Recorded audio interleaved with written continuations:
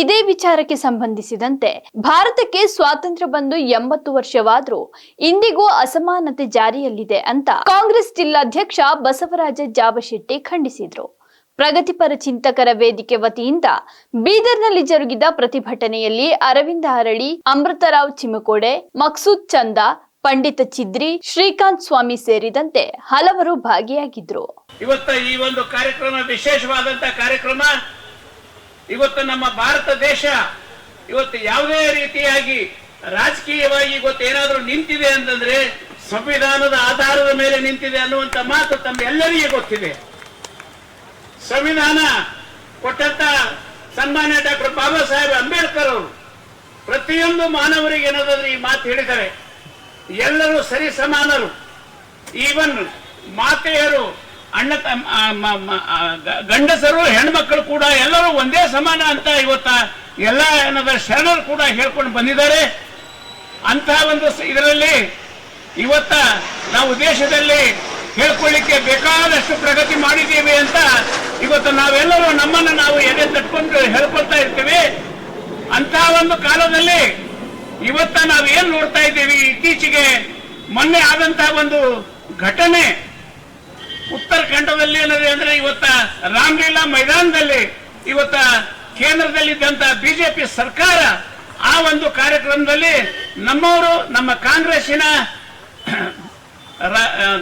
AICC ಅಧ್ಯಕ್ಷರ ಸನ್ಮಾನ್ಯ ಶ್ರೀ ಹಿರಿಯರಾದಂತ ಮಲ್ಲಿಕಾರ್ಜುನ್ ಖರ್ಗೆ ಅವರು ಯಾವ ಸ್ಥಳದಲ್ಲಿ ಕೂತಿದ್ರು ಆ ಸ್ಥಳವನ್ನು ಶುದ್ಧೀಕರಣ ಮಾಡಬೇಕು ಅಂತ ತಿಳ್ಕೊಂಡು ಗಂಗಾಜಲ್ ತಂದು ಅವ್ರು ತೊಳಿತಾರ ಅಂದ್ರ ಇದಕ್ಕಿಂತ ಹೆಚ್ಚಿಗೆ ಎಂತ ಒಂದು ಮೂರ್ಖತನ ಮಾತದ ಇದು ಸಾಮಾನ್ಯ ಜನರಿಗೆ ತಿಳಿಯುವಂತ ಮಾತದ. ಇವತ್ತು ನಾವು ಬಹಳ ಪ್ರಗತಿ ಆಗಿದ್ದೀವಿ. ಬೇರೆ ಬೇರೆ ದೇಶಕ್ಕೆ ಏನದ ನಾವು ಹೋಲಿಸ್ಕೊಂಡು ಮಾತಾಡ್ತಾ ಇದ್ದೀವಿ, ಭಾರತ ದೇಶ ಹೀಗೆ ಹಾಗೆ ಅಂದಾಗ ನಮ್ಮ ಮನಸ್ಸುಗಳು ಎಷ್ಟು ಸಣ್ಣದಾಗಿದೆ, ಎಷ್ಟು ಕಿಂಚಿತವಾಗಿದೆ ಅನ್ನುವಂತ ಅನ್ನೋದವರ ಭಾವನೆ ಅವರ ಮೂಡಿಸಿ ಮನುಷ್ಯರಲ್ಲೇ ಭೇದ ಭಾವ ಅದ ಅಂತ ತಿಳ್ಕೊಂಡು ಅವ್ರು ಎತ್ತಿ ತೋರಿಸಿದ್ರು ಈ ಮಾತು. ಇದಕ್ಕೆ ನಾವು ತೀವ್ರವಾಗಿ ಕಾಂಗ್ರೆಸ್ ಪಕ್ಷದ ವತಿಯಿಂದ ಕೂಡ ನಾವು ಇದನ್ನು ಖಂಡನೆ ಮಾಡ್ತೀವಿ. ಮಂತ್ರಿಗಳಲ್ಲಿ ನಕಲಿ ಪದವಿಗಳವ, ಆದರೆ ಖರ್ಗೆ ಅವರು ಅಸಲಿ ಪದವಿಗಳು ಪಾಸ್ ಆಗಿ ಕೋರ್ಟ್ನಾಗ ವಕಾಲತ್ ಮಾಡಿನವ್ರು. ನಾಚಿಕೆ ಬರ್ಬೇಕು ಇವ್ರಿಗೆ. ಅಂತ ಒಬ್ಬ ದೊಡ್ಡ ವ್ಯಕ್ತಿ ಇವತ್ತು ಅಂಬೇಡ್ಕರ್ ಅವರು ಆಗ ಹೋಗಿದ್ಮೇಲೆ ಭಾರತ ದೇಶದಲ್ಲಿ ಅತಿ ಪ್ರತಿಷ್ಠಿತ ವ್ಯಕ್ತಿ ಯಾರಾದ್ರಂದ್ರೆ ಅವ್ರು ಮಲ್ಲಿಕಾರ್ಜುನ್ ಖರ್ಗೆ ಅವರದ. ನಾವು ಖಂಡಿತವಾಗಿ ಹೇಳ್ತೀವಿ. ಅವ್ರಿಗೆ ಬ್ಯಾನಿ ಎಲ್ಲಾಗ್ಲತ್ತದ ಅಂದ್ರ ಸೋನಿಯಾ ಗಾಂಧಿ, ರಾಹುಲ್ ಗಾಂಧಿ ಅವ್ರು ಎದ್ ನಿಂತು ಖರ್ಗೆ ಅವ್ರಿಗೆ ಕೂಡ್ಲತ್ತಾರಲ್ಲ, ಅವ್ರಿಗೆ ಬಹಳ ದೊಡ್ಡ ಬ್ಯಾನಿ ಆಗ್ಲತ್ತದ.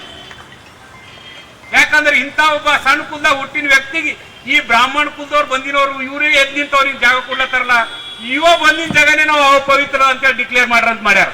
ಆದರೆ ನಾವೇನ್ ಮಾಡ್ಬೇಕಂತಂದ್ರೆ ಅವ್ರು ಯಾಗಾರ ಇನ್ ಮೋದಿ ಬೀದರ್ ಬಂದ ಅಂದ್ರೆ ಅವ್ರು ಬಂದ್ ಹೋಗಿದ್ಮೇಲೆ ಅವ್ರ ಜಾಗ ಶುದ್ಧೀಕರಣ ಮಾಡೋಣ, ಅಲ್ಲಿ ವಚನಗಳನ್ನು ಓದೋಣ, ಅಲ್ಲಿ ಬೌದ್ಧ ವಚನಗಳನ್ನು ಓದೋಣ, ಅಲ್ಲಿ ನಾವು ಕ್ರೈಸ್ತರಿಕರಿಸೋ ಬೈಬಲ್ ಓದೋಣ, ನಾವು ಬೌದ್ಧ ಗ್ರಂಥಗಳನ್ನು ಓದೋಣ, ನಾವು ವಚನಗಳನ್ನು ಓದೋಣ.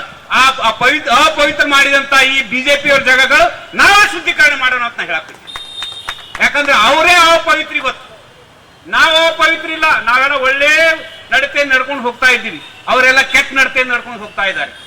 ಇವತ್ತು ಅವ್ರಿಗೆ ಬರ್ಲಿಕ್ ಬರಲ್ಲ, ಓದ್ಲಕ್ ಬರಲ್ಲ, ನಕಲಿ ಡಿಗ್ರಿ ತಗೊಂಡು ಇಡೀ ವಿಶ್ವವ್ಯಾಪಿ ಹೋಗಿ ನಾವು ವಿಶ್ವಗುರು ಅಂತ ಹೇಳ್ತಾರೆ. ನಾಚಿಕೆ ಬರ್ಬೇಕು. ಒಂದು ಇಂಗ್ಲೀಷ್ದಾಗ ನಮ್ ಖರ್ಗೆ ಅವ್ರ ಜೊತೆ ಮಾತಾಡ್ರೆ ನಾವು ರಾಜೀನಾಮೆ ಕೊಡ್ತೀವಲ್ಲ, ಇಂಗ್ಲೀಷ್ದಾಗ ಖರ್ಗೆ ಅವ್ರ ಜೊತೆ ಅವ್ರು ಅಸಂ ಪಾರ್ಲಿಮೆಂಟ್ ಚರ್ಚೆ ಮಾಡ್ಬೇಕು ನೋಡು.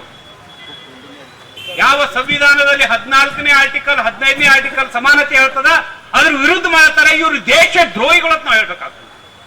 ಸಂವಿಧಾನ ವಿರೋಧ ಯಾರು ಮಾಡ್ತಾರ ಅವರೆಲ್ಲರೂ ದೇಶ ದ್ರೋಹಿಗಳು. ಇವರೇ ನಾವು ದೇಶ ಪ್ರೇಮಿಗಳು ಅಂತ ಹೇಳ್ತಾರೆ. ಎಲ್ಲಿ ದೇಶ ಪ್ರೇಮಿ ಇದ್ರಿ ನೀವು? ಬ್ರಿಟಿಷರ ಜೊತೆ ಕೈ ಜೋಡಿಸಿನವ್ರು, ಕಾಂಗ್ರೆಸ್ ವಿರುದ್ಧ ಮಾಡಿನವ್ರು, ಅಂತವ್ರು ಅಂಬೇಡ್ಕರ್ ವಿರುದ್ಧ ಮಾಡಿನವ್ರು, ನೀವೆಲ್ಲಿಂದ ದೇಶ ಪ್ರೇಮಿಗಳಾಗ್ತೀರಿ? ಆದ್ದರಿಂದ ನಾವೆಲ್ಲರೂ ಒಟ್ಟುಗೂಡಿ ಈಗ ಯಾವ ತರ ಎಲ್ಲಾ ಜಾತಿ ಧರ್ಮವನ್ನು ಮರೆತು ನಾವು ಮಲ್ಲಿಕಾರ್ಜುನ್ ಖರ್ಗೆ ಅವ್ರ ನೇತೃತ್ವದಲ್ಲಿ ನಾವು ನಿಂತ್ಕೊಂಡಿದೀವಿ. ಅದೇ ಮುಂದೆ ಕೂಡ ನಿಂತ್ಕೊಳ್ಳೋಣ. ಹಾಗೂ ಈ ಮನುವಾದದ ಮನುಶಾಸ್ತ್ರವನ್ನು ಮತ್ತೊಂದು ಸುಟ್ಟಿ ನಾವು ಅವ್ರಿಗೆ ಬುದ್ಧಿ ಕಲಿಸೋಣ.